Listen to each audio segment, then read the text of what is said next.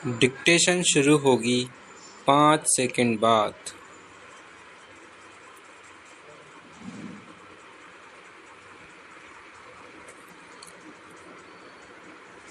सभापति महोदय, मैं रक्षा मंत्रालय की मांगों का समर्थन करने के लिए खड़ा हुआ हूँ।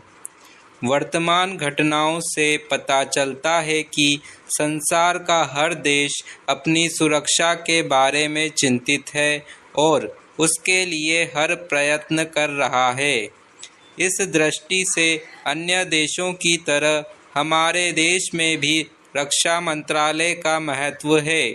मुझे इस बात की खुशी है कि जहां अन्य मंत्रालयों की उनके पिछले साल के कामों के बारे में काफ़ी आलोचना हुई है, वहां इस मंत्रालय की कम आलोचना हुई है। इससे पता चलता है कि इस मंत्रालय ने पिछले साल अच्छा काम किया है।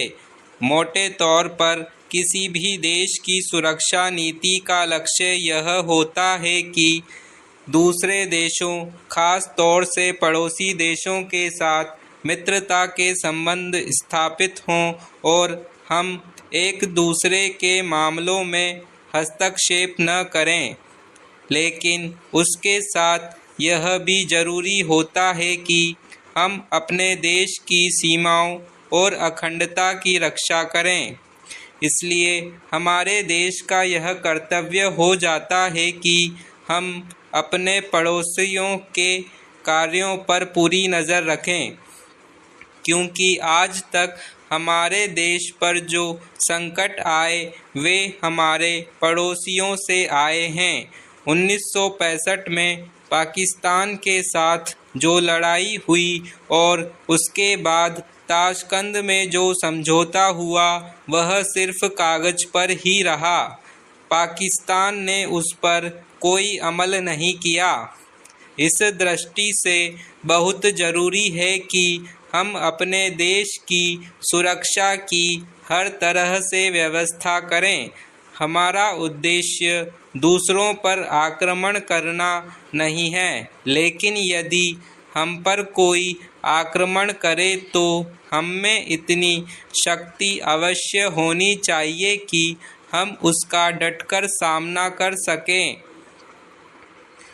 आप जानते हैं कि पिछले दिनों पाकिस्तान को अमेरिका और चीन से काफ़ी मदद मिली है। रक्षा मंत्रालय की रिपोर्ट में भी कहा गया है कि पिछले साल अमेरिका ने पाकिस्तान को 1500 करोड़ रुपए की फौजी सहायता दी है। आज जहां हम फौजी सामान के लिए अपने कारखानों की मदद से अपनी शक्ति बढ़ाने का प्रयत्न कर रहे हैं, वहां पाकिस्तान संसार के देशों से फौजी सामान खरीद रहा है। अपनी नीति के कारण वह सब देशों से लाभ उठा रहा है। मेरा सुझाव है कि हमको भी अपनी शक्ति बढ़ाने के लिए संसार के अन्य देशों से अधिक फौजी सामान खरीदना चाहिए।